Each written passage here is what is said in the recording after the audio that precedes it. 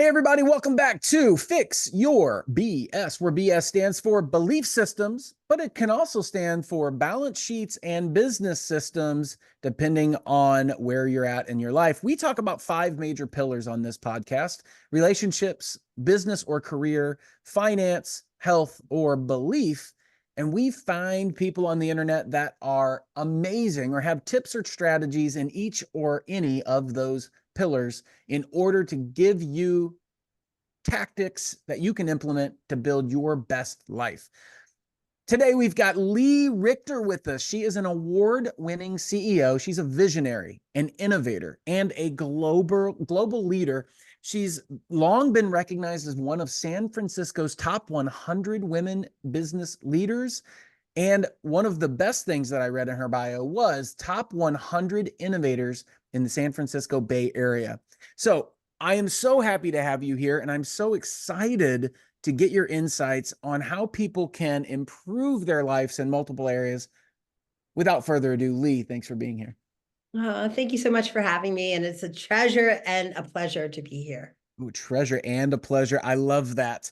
So your Instagram is Go Ask Lee, and you've got some really great content. In fact, that's where we found you, was on Instagram. You're a TEDx speaker, Forbes council member. I mean, the list just goes on.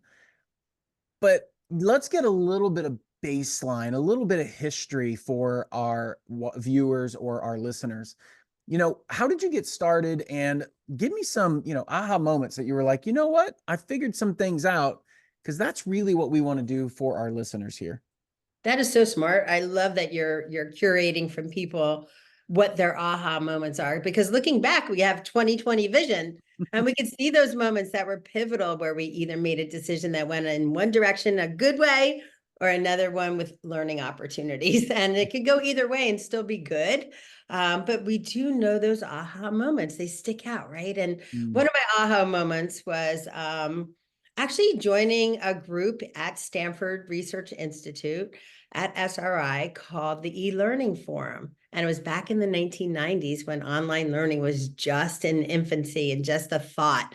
And we were thinking, how do we get people to be engaged online as much as they are in the classroom? So we tested it, and we came out with different ideas, and different countries participated, different universities. MIT would come and Stanford would collaborate. And then we'd have people in from, honestly, like European countries back then. Ireland, the Irish were really early to adopt. So they would fly in, and we would be in a global community talking about how can we take things online and engage people. And I think being curious back in a time when we were really pioneers, no one had done it before us. So we had to think of it all brand new and test it and learn what even an A/B testing was, right? We created the word blog that went with blogs. We started blogs in the 90s when nobody knew what a blog was. And now, it's into podcasts, and it's all into the same thing, which is connection.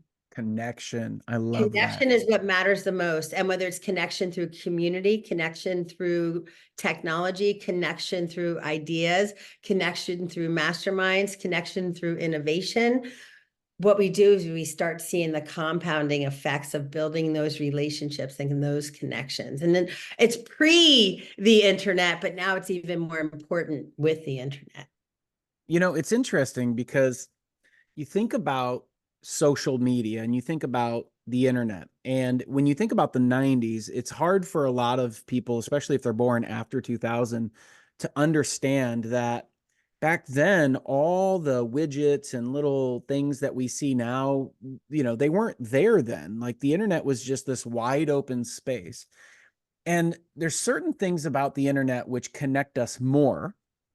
And there's certain things that, because we're connected more to so many people, that it actually makes the deep connections that we have harder to find or harder to develop because we're so spread thin. So when we talk about that, because what we're really talking about in this is relationships. And what I found in working with business owners, entrepreneurs, speaking in conferences and talking with individuals is that people have a harder time connecting internally with themselves, having a deep relationships internally with themselves. And they have less deep relationships in their inner circle. There's like this huge gap of all these people that they have. Oh, I have, you know, 80,000 people who like my Instagram page or that are my followers.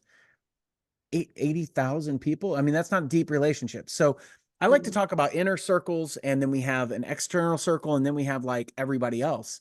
So talk to me a little bit about your viewpoint of how that's changed since the 90s to now, and really what people can do to make sure that they are connecting properly. There's a few things. Number one, I have a Dream 100 list. And Mm, I look at my Dream 100 list, like, who are those people? And it's different ones. Some of them are Dream 100 for my business, but some are my personal life. Who are the Dream 100? The ones I want to touch base with this year. I want to get to know better. I want to deep dive more. I want to be part of their celebrations. I want them to be part of mine.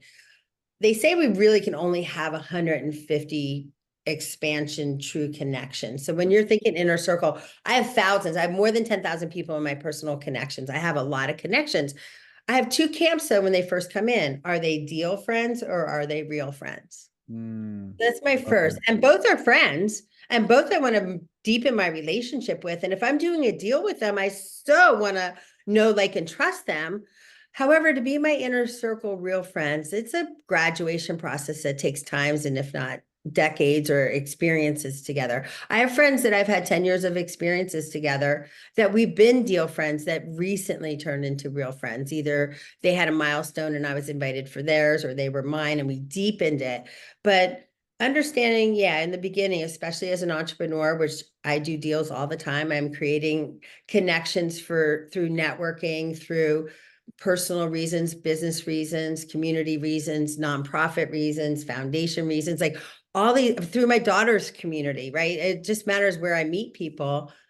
And you're right, having those inch wide, mile deep, really true friendships, it is a lot harder for people, especially as you get older, to start developing those. That's why they're so sacred when you have them.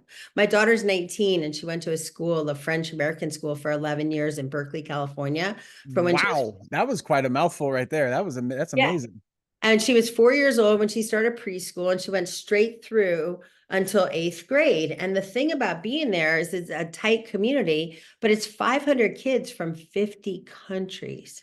It's a melting pot of community. So as she was growing up and as she was part of this melting pot of 500 countries represented through these 50 children, like, I mean, 500 children represented 50 countries. What we learned is what a global community they are, how their countries were the same and different.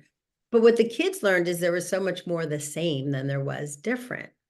What And an they were in the amazing. melting pot of in summer, their friends were around the world. Some were in Japan. And so like, well, some people are living here. Like I live in Piedmont. My friends' kids, they're within a 3 mile radius. They grow up together. They have summer camp together. They go to the pool together. My daughter and her community, as soon as it was summer, they were in all parts of the world. She was talking to people in Japan, in Turkey, as they were at home visiting their families, people in France. So her world was always the whole world. It wasn't a microcosmic little neighborhood. So when it was time for her to go to high school, and I wanted her to go to Piedmont High School, it was unfathomable to her. She's like, I don't want to be in a tiny little world. She chose a school that was also another global community. And they were also very good in sports, which when she was in high school, that was her way of connecting through the community, was through being active in sports. And so that's how she's figured out where she belongs. She didn't want to be in a tiny community just about the neighborhood. Now, me, I wanted her to be in a tiny community about the neighborhood in high school. So every time she came home for Christmas vacation, she'd see her friends within walking distance. Mm. But to her, she was already tuned in and had a global community. She wanted to keep that. And she still does. She goes to Boston. She's in school in Boston, and people come and visit her from other colleges, and they're her friends from those global communities because, in their mind, they're global citizens. And it's not unusual to go visit each other in their states or their communities. But the college kids, friends of mine that are here in Berkeley that never left, they don't even think about leaving, not even to visit their friends. They just wait till their friends come home. It's a different mentality. One's a neighborhood mentality, one's a global mentality. And That's I think that's interesting. what you're learning. You're learning, are we a global mentality and connected on the internet through the whole globe, or are we going to just stay in our little pocket of Yeah. comfort and our neighborhood? What an amazing opportunity though, and an experience in life. And really that's what life really should be. It's about your experiences, but because of how you're raised, you have these beliefs about what is either available for you or what is right for you. And what I always tell people is you should experience life so you figure out the things you don't like, so then you start just focusing on the things you do like. There's two ends That's of that great stick. advice that you are giving. I hope people stop and really put a big star next to that. Because if you're clear on what you don't want and you're clear on what you don't like, then you're very doubly clear and doubly down on what you do like, and you're inviting in what you do want. And that is the key. The key is to focus on what you do want and make more of that. Right. But you know what most people focus You on, just right? dropped them such a big golden nugget. Don't gloss over it. It's like a huge takeaway. I think so many people are focused on what they don't want, Yep. and they don't see the clarity of it is what you do want now. I do a thing with clients that's called 7 layers deep. And I learned it a long time ago from a guy named Joe Stumpf. And lately I've been doing 7 layers deep on just one question, which is, what do I really want? And I Right. ask it 7 times. And Yep. it's interesting what bubbles up for people. And everyone has something different. Some people have freedom bubble up. Some people have leadership. Some people have love. And what's their first? Is it focus? You see their personality come through those 7 layers. What's most important? What comes up number 5? What comes up number 6? Almost always number 7 is even the most important. It just took them time to uncover it. But what I've learned from Joe Stumpf too is like the first 1 through 5 are answers from our head and logical. And then after we eliminate those logical ones, then we get to the heart-based ones, which is 6 and 7. Mhm. Sometimes I go 8 and 9 because we're such a roll. I'm like, wait, I'm going to pull more out of there. But Yeah. those are the ones that really matter. So you teaching people, what do you really want, is the biggest question and the biggest answer that they can give themselves as a gift, right? Well, one of the things I talk about in my book, Fix Your Belief Systems, Fix Your BS, is I talk about the understanding that if you know what you don't want, then you know what you do want. So if you experience life and you go, okay, well, I don't have enough money, because that's where people generally go. I don't have enough money. I'm like, okay, so the law of attraction, if you focus on, I don't have enough money, and you repeat that enough times, subconsciously it turns into who you are. You're someone who never has enough money. Therefore, you will attract scenarios where you never have enough money. And it doesn't matter how much money you make, you will just never have enough. You'll always feel that way. But the good news is, if you know you're doing that and you're like, I never have enough money, I don't have enough money, then the opposite end of that stick is, well, do you have enough money to do the things you've wanted to do up until now? Because you've survived, you've made it, you are where you are now, you've had enough money to do that. So when Yeah. you say, I don't have enough money, what you really mean is, I don't have enough money to live the lifestyle I want right now. So then, what is the lifestyle you want? I want these things. Great. Let's put numbers to them.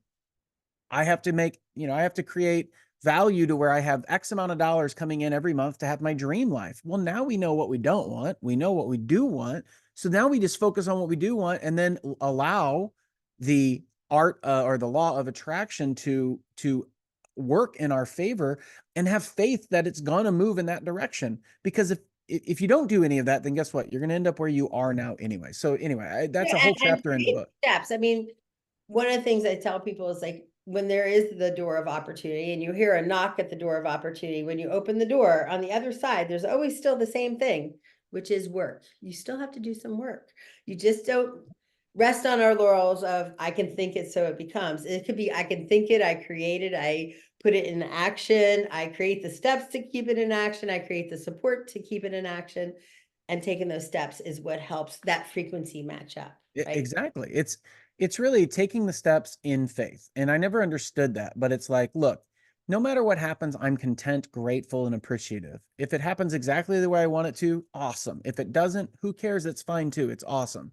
And I'm appreciative no matter what. And if you start to live in that estate, it's really interesting how quick things turn around. But it's hard for most people, And number one, because you're matching up. Like my coach says, hey, do you think when Oprah walks into a party, she thinks, hey, I really just want someone to bring me a drink and it to be easy? No, she just anticipates it's going to be nice and easy and fun. And it always proves to be yeah, true. It's And amazing. that the more we anticipate that for us and create that frequency and that matching of, hey, I want it to be easy. As my friend Joe Polish says, he says, easy, lucrative, and fun. Mhm. He's like, if it's easy, lucrative, and fun, I'll do it all day long. So if I'm showing up to my projects or I'm showing up to whatever thing I'm doing and I'm thinking, okay, I'm creating a pathway for it to be easy, lucrative, and fun for me and everyone else involved. Now we're creating a pathway where we can meet in frequency where we want to be, just like you said, designing what we want, Yeah, design clearly exactly. what we want, right? That kind of segues into what you talk about when you're talking about committing to being a legacy builder and you build legacy. So let's talk about that because so many people, I think Tony Robbins has a great quote. He goes, people overestimate what they can do in a year and they underestimate what they can do in a lifetime.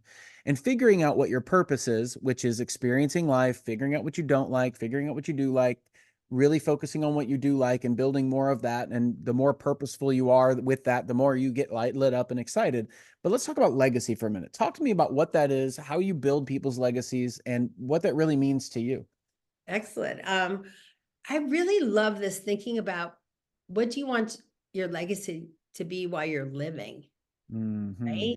A I living think about legacy. like people that play at Carnegie Hall and their life dream is there. And then when I spoke at Carnegie Hall, I could feel it. I could feel what it meant to the people who came before me, where it was a lifelong dream. Well, what did they do with it after? How did they build it into their future, not just their past?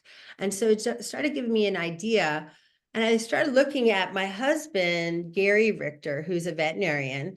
Mhm. I've known him since he was 17 years old, through 10 years of college. We got engaged while we were in undergrad. We like just had a whole lifetime of building what now is our legacy.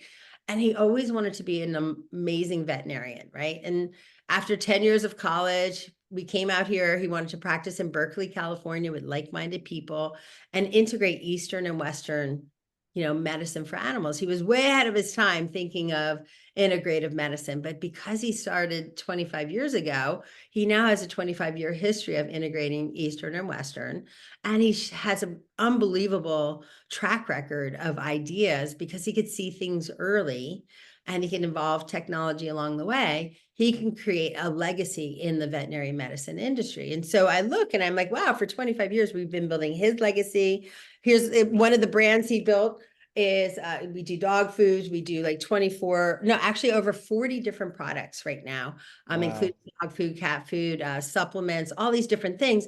And it all came from his ideas. He made it up for the best health for our animals, for our clients, but also for other animals on the planet. And after 25 years looking back, I see, he's written 3 books. He's done countless hundreds of speeches. He's connected with students. He's inspired students. This weekend, he's speaking to 12,000 attendees in Boston. I think it's his 7th year in a row doing that. They're medical doctors on their pathway to be medical doctors. Some of them he takes to Costa Rica and he helps them with working behind the scenes with the baby sloths, right? These are people who want to be veterinarians and he takes them and teaches. And his legacy has been absolutely beautiful. And then I look at my daughter, who's now 19, and she's been building her legacy. She published 4 books. She became an international bestselling author. By the time she was 10 years old, she received awards. She did 2 TED Talks. And as I look back and I see how beautiful their legacies are and how everything's in their CV and all, I realized I never did it for myself. Mm-hmm. And I realized as I was turning 50, I'm like, wait a second, why is it I did it for them and I didn't do it for myself? Why is it I do it for my clients and I haven't done it for myself? So I started putting a legacy together. What do I want to be known for? What do I want to leave? And what do I want to create while I'm living? And since then, I've written 40 patents. I've had 6 of them approved so far. I have other ones pending. Um, I've done a TED Talk. I've published books. I published Blockchain Life. And I've done these things and I've stepped into what is my legacy at a bigger level. And because I'm intentionally doing it, I'm more inspired. And so I thought, I really want to inspire other people to do it and not wait so long. Do it like my daughter when you're a teenager. Start building your legacy while you're So, living. so let's talk about that though, because a lot of times there's two barriers that I have found working with individuals when I either coach them or work with them in the business. And I found number one, the first barrier is they don't really actually, they've never taken the time to know what they want. Right. That's a first barrier. And then the second barrier is, let's say they take the time to know what they want, or they feel like they think they know what they want. Second barrier is the fear of action in moving toward that goal. So I can't tell you how many times I've had somebody say, oh, I really want to write a book, but, or I really want to start a business, but, or I really want to switch careers, but, and after that, but I actually have a chapter in my book called reasons versus excuses. So I'm like, is that a reason or an excuse? Like, we Yeah. believe that these things are reasons, but it's really just us justifying why something won't work when you don't really know. So how did you just all of a sudden say, you know what, heck with this, I'm going to take my uh beliefs, my dreams, my legacy, and I'm going to build it, I'm going to move in that direction? How'd you do that? Well, I'm glad you asked that question. It actually started over a decade ago in Maui, Hawaii, with an amazing person named Wayne Dyer. I have a place in I'm Maui, very familiar with Wayne. and I had some time. I happened to have some time with him, and there's a woman named Sam Horn who says, "Someday is not a day of the week." Hmm. And she does a Maui writing retreat. And I think we were talking about it years and years ago about, well, you're right. Some days not a day of the week. Got to do it now. And like I said, I was watching my daughter, I was watching my husband doing theirs and having such joy with theirs. Um, it just in that moment clicked that I need to start paying attention to mine as well. And so I think it was another person shining a light on me, someone like Wayne Dyer that's like, what are you waiting for? But then I looked behind me and I'm like that for everybody. What are they waiting for? I want to hear their genius. I want to share their genius. I love sharing their stories. And I think that's my inspiration, is not letting stories and ideas go to the graveyard, but actually having it go to the books and the programs and the communities. And right now with AI, we're looking for ways to be connected more than ever. And I think through the stories and the storytelling and sharing what's important to us and what's meaningful, I think that's where the brilliance is going to live on. And so if we Hmm. give a place for that to exist and a place for that to thrive, and it'll be through the voices of every generation, every single decade should have people sharing stories about what's important and meaningful for them. And Well, this is what that. you're so right though, because your voice and your time is now. You don't know how long you have. And there's a guy named Alex Hormozy who has just exploded over the last few years. He's a business genius, just a guy that really put it all together. But he talks about that. He's like, 200 years from now, nobody's going to remember that you really were here, if you think about it. And that They scares a might lot of not even people. remember 5 days after you're not here. That's Right, what right, they say. And they're right. like, they move on with their lives. We take things so serious, and it's like 200 But years. you know what? When you do things like this, Yeah. it's in the history book. Then there's And then there's when you do something that another says that one, you're here. and Yeah. it's my name on it, it's in the history books. Those are things that my daughter forever, she can do things with this. I can license it. I can get other partners. Every one of these is a piece of something that can be used in the future. And I'm just getting started. And if I'm in the, golden years of my life and I'm learning it, how exciting it is to get started now.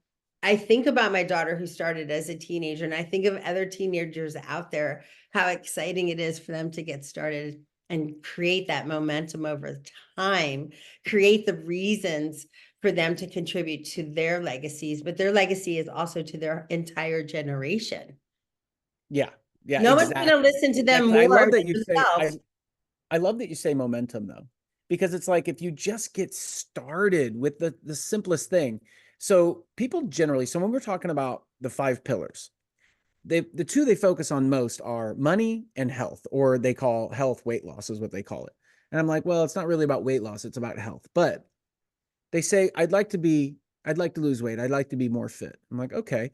So do you know what to do in order to be more fit? They're like, well, yeah. I'm like, great. Just take the first step. Today, I didn't feel like it, but I put my workout clothes on and I sat on the couch for a little bit in the morning.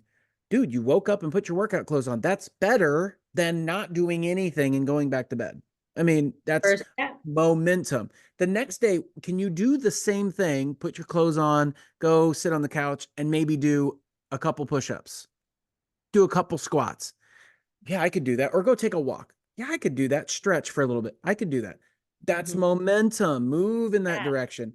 And just take little chunks. It's not all going to happen now, But if you take those little chunks, you start to get more excited about it. It's interesting, people, because I have veterinary hospitals, people adopt dogs and then all of a sudden they realize they get a little more healthy. I'm like, you're walking your dog 3 times a day, 20 minutes a day. You've added more steps in your life. You added a healthy habit just by taking care of your dog. Yeah. And they realize, like, wow, having a dog is actually good for my health. I get more love. I get more exercise. I get more connection. I get more sunshine. I'm like, yes, that's exactly why people get addicted to that connection. They get Yeah. more love. They get more, all of a sudden they realize the healthy benefits that come along with taking care of the dog that they love. And it's so fun to watch that evolution with people. It's like an awakening. Yeah. And I love that you're cheering them on. Talk to me about celebrating the small wins when you're talking about that momentum. I mean, talk to me about that. Is that something you do? Is that something that you recommend? Absolutely. I even write it in the business plan. I even write it when people are creating membership sites for clients. I'm like, definitely give them small wins and celebrate those wins with them.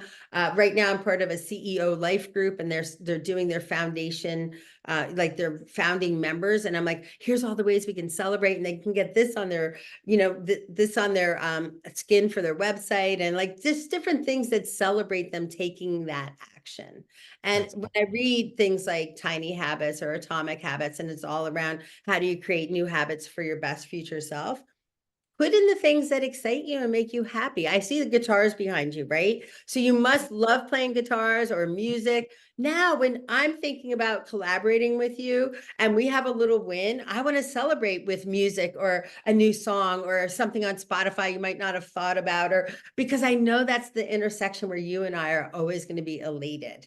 Right. Yeah. And I know you're going to want to celebrate and have more time to either play or listen to music. And so when you start looking for those things where the little wins are celebrated with something you look forward to, now you reinforce that even Yeah. more, right? If it's Is it something I can meet in person and I'm like, hey, we're going to be in Vegas. Let's go to the Sphere and see the Dead and have this experience. Now it's elated even more, right? You meet this milestone, you get this reward. yeah. I'm Isn't going it to funny do though that all how day long if I know I'm going to have that experience at the end. exactly. And it's more exciting to get there. But isn't it funny how we have this culture where it's like you have to pay a price. Like you have to have this negative side in order to have the positive side. Like you have to It might be some effort. people, but it's definitely not me. Right. That I'm why not, you I'm not talk about that. motivated by like avoiding pain. I'm definitely motivated going towards pleasure. But I know you're right. When we're doing marketing campaigns, people will buy a remedy avoiding pain way more than they will towards pleasure. Like I had an example of a client who was a big wave surfer. He was famous, Mm, did a movie about him.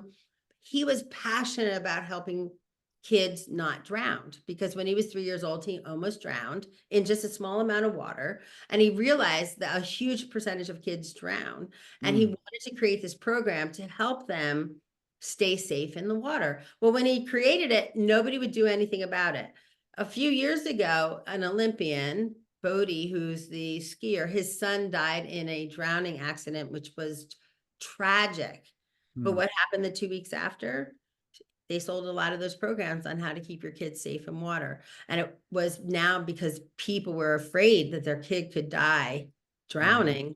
Now they'll go out and buy it because there was a tragedy and they want to avoid that, right?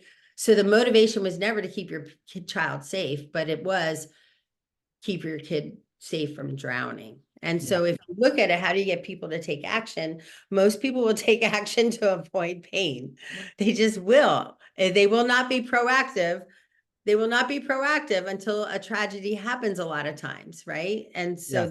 then they take action. So how do we get people to be proactive before it's a tragedy is the real key question.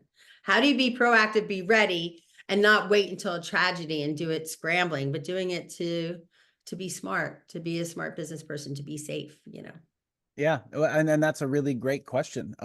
Moving the masses is not an easy thing. That's why business and marketing and sales is as hard as it is, and why most people don't venture into business.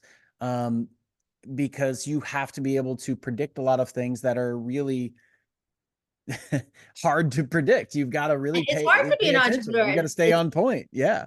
It's only 15% of the population that have that visionary capability anyway, and seeing in the future. So if you think about it, that 15% can see things, can anticipate things. It's a really interesting skill. It's just not everyone has it. Everyone thinks they might have it, but they Mhm. don't. It's really, and there's only 15% of the population that's really growth mindset, really comfortable with huge growth mindset. It's not Exactly. everybody. Yeah, Not, some people are just comfortable where they are, and that's okay.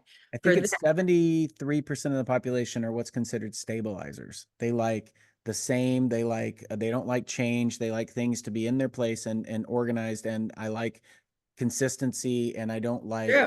highs and lows and change. They don't like I had change. someone at my house the other day who runs a town, who's an entire, like, amazing, runs a town. And he saw my schedule and trips coming up. And he's like, I can never do that because that morning when I wake up, I wouldn't know how I feel. Do I want to get on the plane and travel? And I'm like, wow, that's how your brain works. Yeah. Mine is, I'm looking forward to that opportunity and networking and seeing those people. Of course, I'm going to feel fantastic. It never even occurs to me that I'd feel anything less than fantastic to go have that experience. I'm setting up that experience because I want it. And to see people's brains do not all work the same. And what could be a pleasure for me could be a tragedy for someone else. It's interesting because what you just said sums up what every religious leader in the history of the world have all agreed upon, and it's that thoughts become things. You become what you think about, or your experience in life is what you think it is.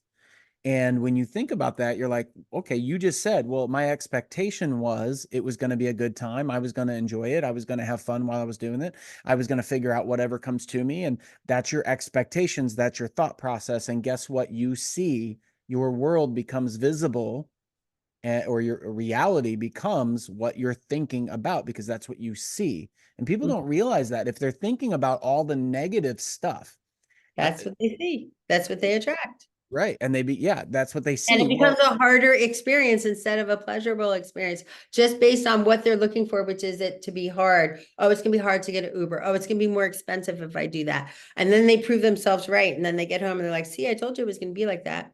yeah. May I share one little thing about that, being a veterinary hospital owner?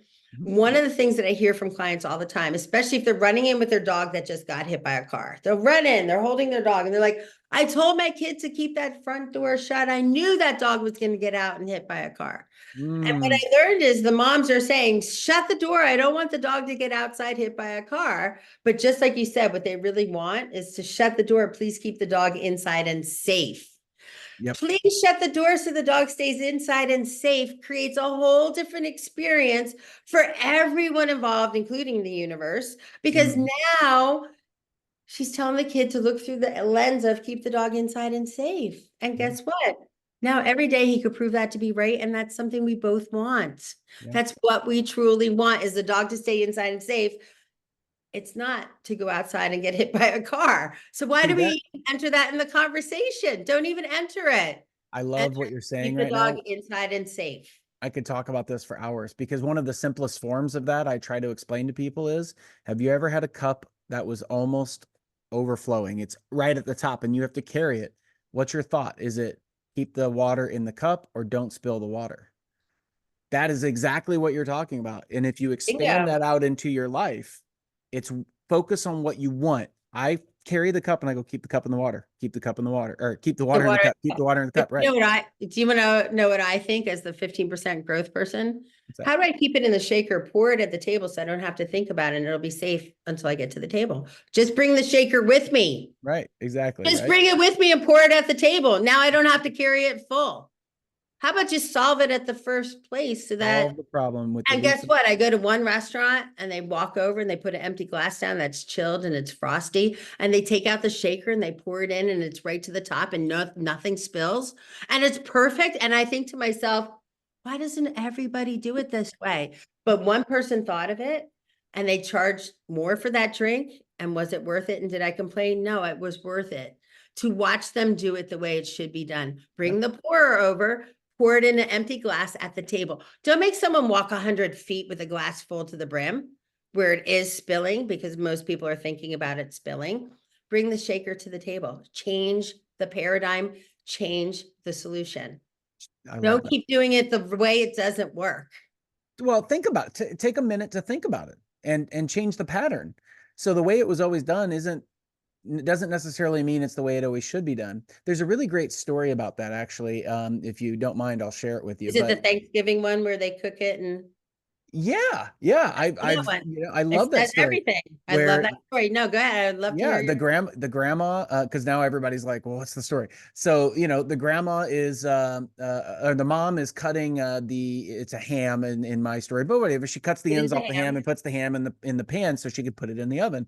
And the daughter goes, Mom, why do you cut the ends of the ham off to put it in the pan? And she goes, that's the grandma did it. And so then they go and ask grandma, and grandma says, well, that's the way my mom did it. And then they go and ask her mom, and her mom goes, well, that's because the ham was so big, it would never fit in the pans because our ovens were smaller back then. So we had to cut it off.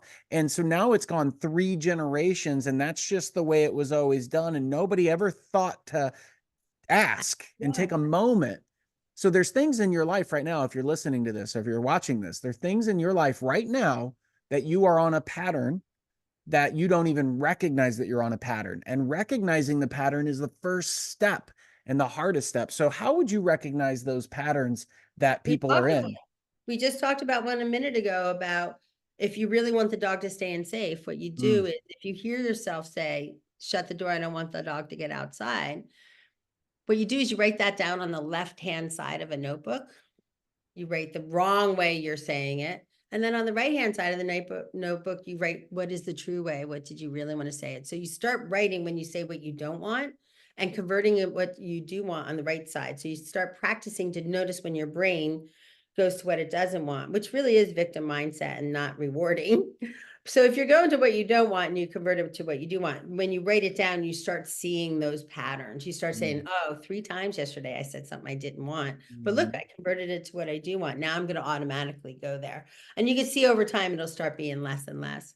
I learned in happiness science, there is a happiness science. The Harvard Business Review wrote an article about it many years ago. Sean Aker was one of the first persons that they brought out talking about being happy in happiness science. And there were 7 words to eliminate. And I didn't say 7 words not to use because the word not is one of the words to eliminate. So what you do is you learn what words best build your best future self. And there's certain words that are limiters in conversation and limiters in spiral up in energy, right? And no, not, should, but, if, try. No, not, should, but, if, try. It's interesting because you said try a few minutes ago, and we all know Yoda says there is no try, only do. mhm, There's something about that, like just saying, I'm doing this, I'm working on this, I'm doing it. It's different than when you hear someone saying, I'm trying this, because you see them in 3, 6, 9 months and they're still trying it. And you're like, you really are stuck in that trying thing, aren't you? You need mm, to just do it. You need to just get out there and work it. So I think picking the words that bring you to your most successful energy for your best future self. And by the way, including love and being gentle with yourself. Like, I think one of the other things I've learned later in life is we're really on the planet for 2 things: to love and be loved. So even though we're talking about all this transactional stuff and we're talking about ways of feeling and what we really want, the other filter I put it through is this taking me closer to love?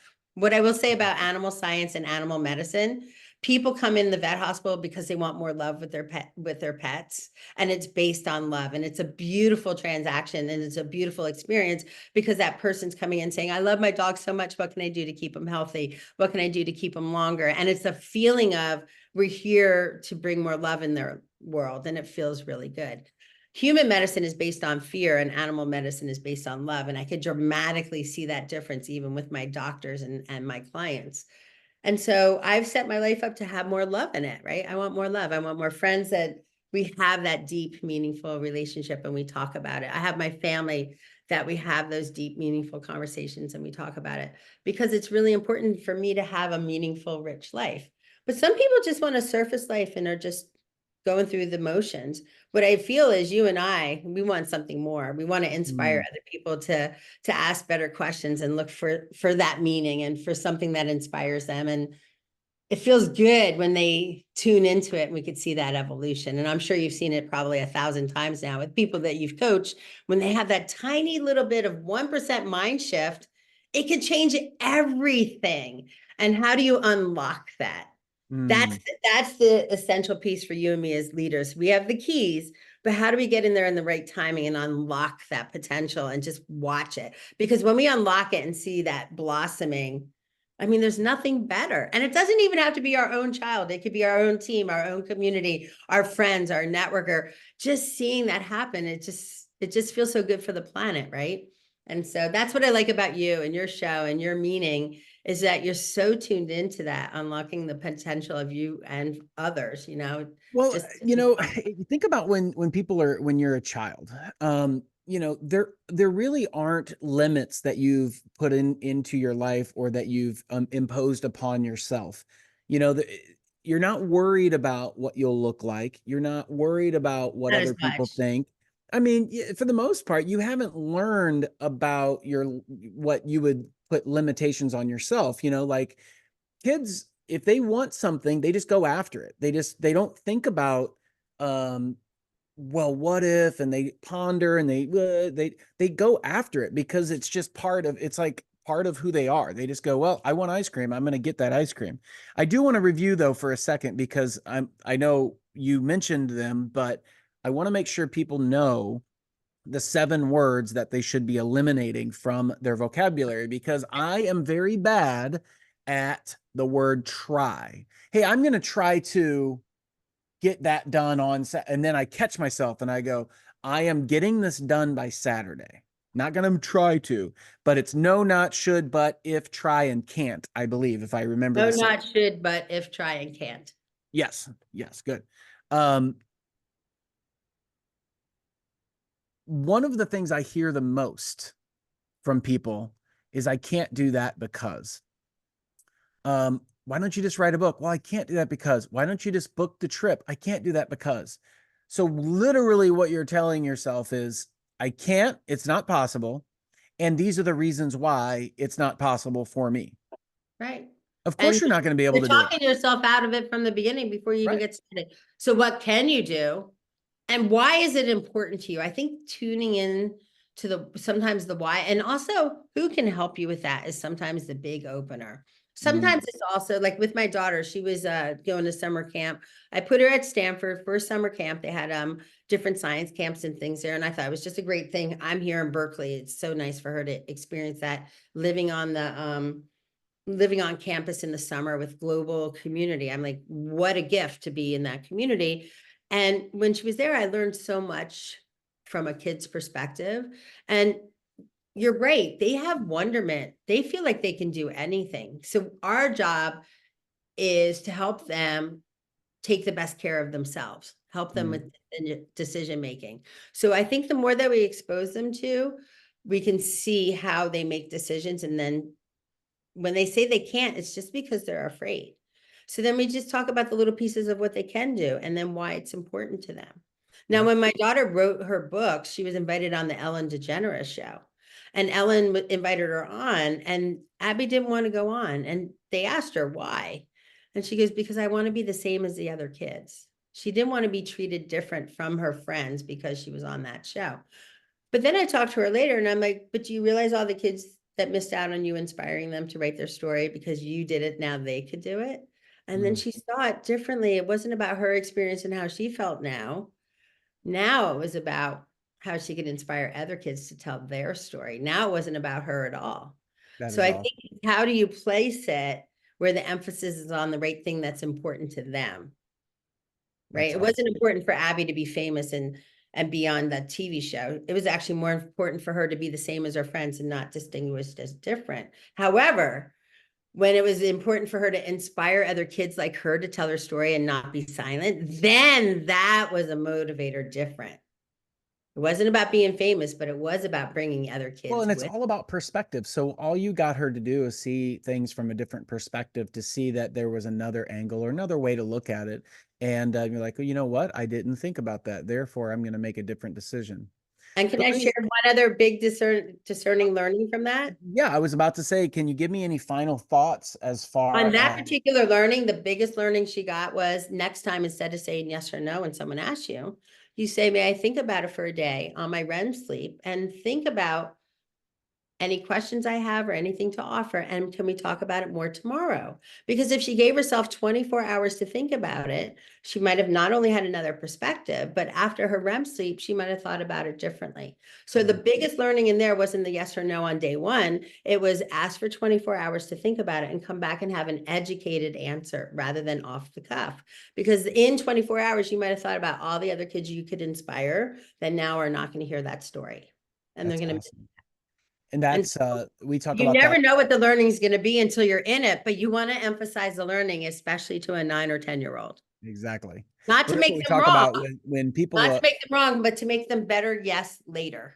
exactly. That's awesome. And that's that giving yourself time or a moment to make a decision as opposed to being reactive, which is Yeah. a habit that you can develop. So, And Chris Voss teaches us to practice when the stakes are low. of So now course. we learned when the stakes were low to give herself 24 hours to think about it. What happens later when the stakes are high and someone asks her to marry her, or she gets offered a PhD program? She'll know to say, can I think about it for 24 hours before I give a reactive answer? Unless I know for sure it's a hell yes, let me Mhm. think about it. Unless I know it's a hell no, give me time to think about it. And I think our REM sleep sorting it out and us thinking in the next morning is a real thing. We do Absolutely. think of it different. So give yourself time is a grace. It is a really gentle, nice thing to do. Wow. Wow. There were some amazing nuggets in this podcast episode. So everybody needs to pay attention to this. They need to go, you can go to Instagram and you can go to Go Ask Lee, Lee, Go Ask Lee, and you can like and comment on Lee's information that she has. Lee Richter is it's been amazing having you on. I really appreciate it. You can also go to her website, thegloballeaderscollective.com. And once again, these links will be in the show notes. You can click on those, go check it out. As always, share this episode with others so we can help them develop their life on their best terms, on their dreams, not on someone else's dreams, just like we're doing for you. This has been another episode, Fix Your Belief Systems, with me, Dr. Greg Persley, also known as Dr. G. And today we celebrate Lee Richter with the Global Leaders Collective. Check her out, click the links, share this with friends. Lee, it's been a pleasure. And we will see everybody next time on the next Fix Your BS episode. Good job, Lee. I appreciate it. Thank you. Okay. It's such a pleasure. So you Oh, are a guitar player, I guess? yeah. I actually,